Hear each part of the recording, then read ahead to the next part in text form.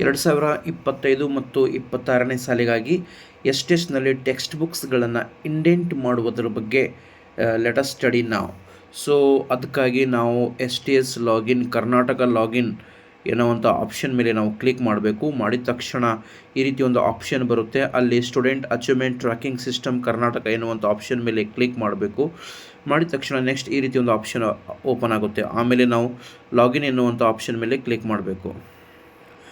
So login ಆಗಿದ ತಕ್ಷಣ ಈ ರೀತಿ ಒಂದು ಸ್ಕ್ರೀನ್ ಓಪನ್ ಆಗುತ್ತೆ. ಇಲ್ಲಿ ನಾವು ಜಸ್ಟ್ ಸ್ಕ್ರೋಲ್ ಡೌನ್ ಮಾಡ್ತಾ ಹೋಗಬೇಕಾದ್ರೆ ಇಲ್ಲಿ ಟೆಕ್ಸ್ಟ್ ಬುಕ್ ಮ್ಯಾನೇಜ್ಮೆಂಟ್ ಎನ್ನುವಂಥ ಆಪ್ಷನ್ ಇದೆ. ಇದರ ಮೇಲೆ ನಾವು ಕ್ಲಿಕ್ ಮಾಡ್ತೀವಿ. ಮಾಡಿದ ತಕ್ಷಣ ಒಂದು ರೈಟಲ್ಲಿ ಈ ರೀತಿ ಒಂದು ಆಪ್ಷನ್ಸ್ಗಳು ಬರ್ತಾ ಇವೆ. ಇಲ್ಲಿ ಟಾಪ್ ಆಪ್ಷನ್ ಆಗಿರುವಂಥ ಟೆಕ್ಸ್ಟ್ ಬುಕ್ ಇಂಡೆಂಟ್ ಎಂಟ್ರಿ ಅನ್ನುವಂಥ ಆಪ್ಷನ್ ಮೇಲೆ ನಾವು ಕ್ಲಿಕ್ ಮಾಡ್ತೀವಿ. ಮಾಡಿದ ತಕ್ಷಣ ಈ ರೀತಿ ಇಲ್ಲಿ ಒಂದು ಸ್ಕ್ರೀನ್ ಓಪನ್ ಆಗ್ತಾ ಇದೆ. ನೋಡೋಣ. Free or sale RT text book indent entry academic year 2025-26. So ಇಲ್ಲಿ ನಾವು ಸರ್ಚ್ ಆಪ್ಷನ್ ಮೇಲೆ ಕ್ಲಿಕ್ಕನ್ನು ಮಾಡ್ತೀವಿ. ಸೊ ಮಾಡಿದ ತಕ್ಷಣ ನೆಕ್ಸ್ಟ್ ಈ ರೀತಿ ಒಂದು ಸ್ಕ್ರೀನ್ ಓಪನ್ ಆಗ್ತಾ ಇದೆ. ಇಲ್ಲಿ ನೋಡಿ ನೋಟನ್ನು ಕೊಟ್ಟಿದ್ದಾರೆ. Text book indent entry for the academic year 2025-26 ಕ್ಯಾಪ್ಟ್ till 9 December 2024 ಅಂದರೆ 9 ಡಿಸೆಂಬರ್ 2024ವರೆಗೆ ಲಾಸ್ಟ್ ಡೇಟ್ ಇದೆ ನಾವು ಇಂಡೆಂಟ್ ಮಾಡೋದಕ್ಕೆ.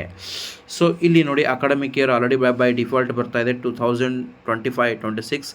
ಕ್ಲಾಸನ್ನು ಸೆಲೆಕ್ಟ್ ಮಾಡಬೇಕು. ಸೊ ಫಸ್ಟ್ ಕ್ಲಾಸನ್ನು ನಾನು ಸೆಲೆಕ್ಟ್ ಮಾಡ್ತಾ ಇದ್ದೇನೆ. ಮದರ್ ಮೀಡಿಯಮ್ ಅಂದರೆ ನಮ್ಮ ಶಾಲೆಯ ಒಂದು ಮೀಡಿಯಮ್ ಯಾವುದಿದೆ ಮರಾಠಿ. ಬೈ ಡಿಫಾಲ್ಟಾಗಿ ಅಂದರೆ ಇಲ್ಲಿ ಬೇರೆ ಮರಾಠಿ ಕನ್ನಡ ಈ ರೀತಿ ಯಾವುದೇ ಆಪ್ಷನ್ಸ್ಗಳು ಬರೋದಿಲ್ಲ. ನಮ್ಮ ಶಾಲೆ ಯಾವ ಮಾಧ್ಯಮದಲ್ಲಿದೆಯೋ ಆ ಶಾಲೆ ಮಾಧ್ಯಮ ಮಾತ್ರ ಇಲ್ಲಿ ಓಪನ್ ಆಗುತ್ತೆ. ಸೊ ಮಾಧ್ಯಮ ಮರಾಠಿ. ಈಗ ನಾನು ಏನು ಮಾಡ್ತಾ ಇದ್ದೇನೆ, ಸರ್ಚ್ ಎನ್ನುವಂಥ ಆಪ್ಷನ್ ಮೇಲೆ ಕ್ಲಿಕ್ ಮಾಡ್ತಾ ಇದ್ದೇನೆ. ಸೊ ಫಸ್ಟ್ ಸ್ಟ್ಯಾಂಡರ್ಡ್ನಲ್ಲಿ ಯಾವೆಲ್ಲ ಪುಸ್ತಕಗಳು ಮಕ್ಕಳಿಗೆ ನಾವು ಕೊಡಬೇಕು ಆ ಎಲ್ಲ ಪುಸ್ತಕಗಳ ಒಂದು ಪಟ್ಟಿ ಇಲ್ಲಿ ಬರ್ತಾ ಇದೆ ನೋಡಿ. ಸೀರಿಯಲ್ ನಂಬರ್, ಟೈಟಲ್ ಕೋಡ್ ಇದೆ, ಟೈಟಲ್ ನೇಮ್ ಇದೆ, ಆಮೇಲೆ ಸಬ್ಜೆಕ್ಟ್ ಇದೆ, ಆಮೇಲೆ ಪ್ರೀವಿಯಸ್ ಇಯರ್ ಸ್ಟಾಕ್ ಎಷ್ಟಿದೆ ಅದು ಕೊಟ್ಟಿದ್ದಾರೆ. ಎಸ್ಟಿಮೇಟೆಡ್ ಟೋಟಲ್ ಕ್ಲಾಸ್ ಸ್ಟ್ರೆಂತ್ ಎಷ್ಟಿದೆ, ಒಂದೇ ಒಂದು ತರಗತಿಯಲ್ಲಿ ಎಷ್ಟು ಮಕ್ಕಳಿದ್ದಾರೆ ಅಂತ ಇಲ್ಲಿ ಕೊಟ್ಟಿದ್ದಾರೆ. ಆಮೇಲೆ ಎಸ್ಟಿಮೇಟೆಡ್ ಪ್ರೈಸ್ ಆಫ್ ಬುಕ್, ಪುಸ್ತಕದ ಒಂದು ರೇಟ್ ಇದೆ. ಆಮೇಲೆ ನೆಕ್ಸ್ಟ್ ಏನಿದೆಪ್ಪ ಅಂತಂದರೆ estimated sale or free or RT students ಮಕ್ಕಳ ಸಂಖ್ಯೆ ಇದೆ. ಆಮೇಲೆ ಕ್ವಾಂಟಿಟಿ ಆಫ್ ಬುಕ್ಸ್ ರಿಕ್ವೈರ್ಡ್ ಅಂದರೆ ನಮಗೆ ಎಷ್ಟು ಪುಸ್ತಕಗಳು ಬೇಕು ಎನ್ನುವುದನ್ನು ಇಲ್ಲಿ ನಾವು ಮಾಹಿತಿ ಫಿಲ್ಲಪ್ ಮಾಡಬೇಕಾಗುತ್ತೆ. ಆಮೇಲೆ ಟೋಟಲ್ ಅಮೌಂಟ್, ಡಿಸ್ಕೌಂಟ್ ಇವೆಲ್ಲವನ್ನು ಕೊಟ್ಟಿದ್ದಾನೆ. ಸೊ ಈಗ ನೋಡಿ ನಮಗೆ ಸಂಬಂಧಪಟ್ಟ ಪುಸ್ತಕಗಳನ್ನು ನಾವು ನೋಡಬೇಕಾಗುತ್ತೆ. ಈಗ ನೋಡಿ first standard English reader activity book part 1. ಇದು ಇಂಗ್ಲೀಷ್ ಸೆಕೆಂಡ್ ಲ್ಯಾಂಗ್ವೇಜ್ ಮಕ್ಕಳಿಗೆ ಸಂಬಂಧಪಟ್ಟದ್ದು. ಇಲ್ಲಿ ನೋಡಿ ಬ್ರ್ಯಾಕೆಟಲ್ಲಿ SL ಅಂದರೆ ಸೆಕೆಂಡ್ ಲ್ಯಾಂಗ್ವೇಜ್, TL ಅಂತ ಕೊಟ್ಟಿದ್ರೆ ಥರ್ಡ್ ಲ್ಯಾಂಗ್ವೇಜ್, FL ಅಂತ ಕೊಟ್ಟಿದ್ರೆ ಫಸ್ಟ್ ಲ್ಯಾಂಗ್ವೇಜ್. ಸೊ ಇಲ್ಲಿ ಒಂದು ವಿಷಯ ನಾನು ಹೇಳೋದಕ್ಕೆ ಬಯಸ್ತಾ ಇದ್ದೀನಿ. ಮರಾಠಿ ಮಾಧ್ಯಮದ ಮಕ್ಕಳಿಗೆ 1ರಿಂದ 5ನೇ ತರಗತಿಯವರೆಗೆ ಸೆಕೆಂಡ್ ಲ್ಯಾಂಗ್ವೇಜ್ ಇಂಗ್ಲೀಷನ್ನು ಮಾತ್ರ ಯೂಸ್ ಮಾಡ್ತಾ ಇದ್ದೀವಿ.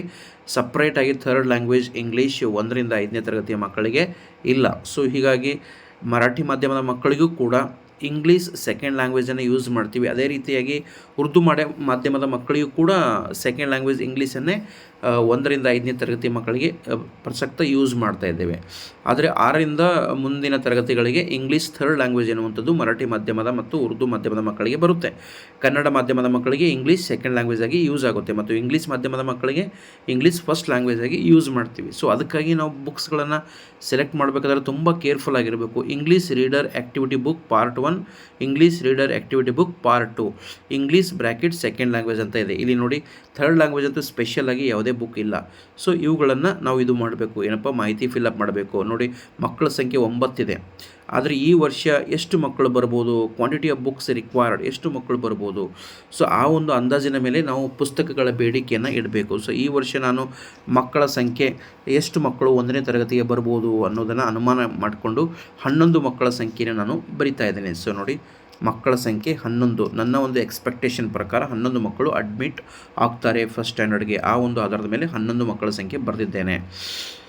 ಸೊ ಅದೇ ರೀತಿಯಾಗಿ ಉಳಿದ ಎಲ್ಲ ಮಾಹಿತಿಯನ್ನು ನಾವು ಇಲ್ಲಿ ಫಿಲಪ್ ಮಾಡಬೇಕು. ನೋಡಿ ಇಂಗ್ಲೀಷ್ ರೀಡರ್ ಆ್ಯಕ್ಟಿವಿಟಿ ಬುಕ್ ಈಗಾಗಲೇ ನಾನು ಎಂಟ್ರಿ ಮಾಡಿದ್ದೇನೆ. ಅದೇ ರೀತಿಯಾಗಿ ಕಲಿ ಕನ್ನಡ ಪರಿಚಯ ಭಾಷೆ, ಆಮೇಲೆ ಸ್ಟೂಡೆಂಟ್ ಡೈರಿ ಕ್ಲಾಸ್ 1, ಮರಾಠಿ ಪರಿಸರ ಅಧ್ಯಯನ ಪಾರ್ಟ್ 1, ಮರಾಠಿ ಪರಿಸರ ಅಧ್ಯಯನ part 2, Marathi maths part 1, Marathi maths part 2, ಮಾಯಾ ಮರಾಠಿ ಪಾರ್ಟ್ 1, ಮಾಯಾ ಮರಾಠಿ ಪಾರ್ಟ್ 2 ಇವೆಲ್ಲ ಪುಸ್ತಕಗಳ ನಾವು ಬೇಡಿಕೆಯನ್ನು ನಾವು ಎಂಟರ್ ಮಾಡಬೇಕಾಗುತ್ತೆ. ಸೊ ನೋಡಿ, ಈಗಾಗಲೇ ನಾನು ಎಂಟರ್ ಮಾಡಿದ್ದೇನೆ. Number of books required, quantity of books required, ಎಷ್ಟು ಪುಸ್ತಕಗಳು ನಮಗೆ ಬೇಕು, 11 ನೋಡಿ, ಈ ರೀತಿ ನಾನು ಮಾಹಿತಿಯನ್ನು ಈಗಾಗಲೇ ಎಂಟರ್ ಮಾಡಿದ್ದೇನೆ. ಏನಾದರೂ ಚೇಂಜ್ ಮಾಡಬೇಕಾದ್ರೆ ನಾವು ಚೇಂಜ್ ಮಾಡ್ಬೋದು. ಈ ನೋಡಿ, ಫಾರ್ ಎಕ್ಸಾಂಪಲ್ ಈಗ ನನಗೆ 12 ಪುಸ್ತಕಗಳು ಬೇಕಂದರೆ 12 ಪುಸ್ತಕಗಳ ನಾವು ಡಿಮಾಂಡನ್ನು ಮಾಡ್ಬೋದು. ಸೊ ಎಡಿಟ್ ಕೂಡ ಮಾಡ್ಬೋದು. ಇಷ್ಟೆಲ್ಲ ಆದಮೇಲೆ ಕೊನೆಗೆ ಆಯ್ತು. ಸೊ ಲಾಸ್ಟ್ ಮೂಮೆಂಟಲ್ಲಿ ಸೇವ್ ಅನ್ನೋವಂಥ ಆಪ್ಷನ್ ಮೇಲೆ ಕ್ಲಿಕ್ ಮಾಡಿದ ತಕ್ಷಣ ಆರ್ ಯು ಶ್ಯೂರ್ ಎಂದು ಬರುತ್ತೆ. ಓಕೆ ಅನ್ನೋವಂಥ ಆಪ್ಷನ್ ಮೇಲೆ ಕ್ಲಿಕ್ ಮಾಡಿದ ತಕ್ಷಣ ಈ ರೀತಿ ಬರುತ್ತೆ. ಇಲ್ಲಿ ನೋಡಿ, green submitted data successfully. So ಇಷ್ಟೆಲ್ಲ ಆದಮೇಲೆ ಮುಂದಿನ ತರಗತಿಗೆ ಇದೇ ರೀತಿಯಾಗಿ ನಾವು ಫಾರ್ವರ್ಡ್ ಮಾಡಬೇಕು. ಕೊನೆಗೆ ಎಲ್ಲ ತರಗತಿಗಳ ಇಂಡೆಂಟ್ ಎಂಟ್ರಿ ಮಾಡಿದ ತಕ್ಷಣ ಕೊನೆಗೆ ನಾವು indent report and final submit option ಮೇಲೆ ಕ್ಲಿಕ್ ಮಾಡಬೇಕಾಗುತ್ತೆ. ಆಮೇಲೆ ಒಂದು ರಿಪೋರ್ಟನ್ನು ನಾವು ಡೌನ್ಲೋಡ್ ಮಾಡಿಕೊಂಡು ಪ್ರಿಂಟನ್ನು ನಮ್ಮ ಶಾಲೆಯಲ್ಲಿ ಇಡಬೇಕು. ಮತ್ತು ಏನಾದರೂ ಅಪ್ಡೇಟ್ ಮಾಡಬೇಕಾದ್ರೆ ಅಪ್ಡೇಟ್ ಕೂಡ ಮಾಡ್ಬೋದು. ಸೊ ಈ ರೀತಿಯಾಗಿ ಪ್ರತಿಯೊಂದು ತರಗತಿಯ ಒಂದು ಪುಸ್ತಕಗಳನ್ನು ನಾವು ಇಂಡೆಂಟ್ ಎಂಟ್ರಿ ಮಾಡಿಬಿಟ್ಟು ಕೊನೆಗೆ ನಾವು indent report and final submit ಎನ್ನುವಂಥ ಆಪ್ಷನ್ ಮೇಲೆ ಕ್ಲಿಕ್ ಮಾಡಿದ ತಕ್ಷಣ ಅಲ್ಲಿ ನಮಗೆ ಒಂದು ಟೆಕ್ಸ್ಟ್ ಬುಕ್ ಇಂಡೆಂಟ್ ರಿಪೋರ್ಟ್ ಬರುತ್ತೆ. So this is how we have to enter text book requirement for the year 2025 and 26.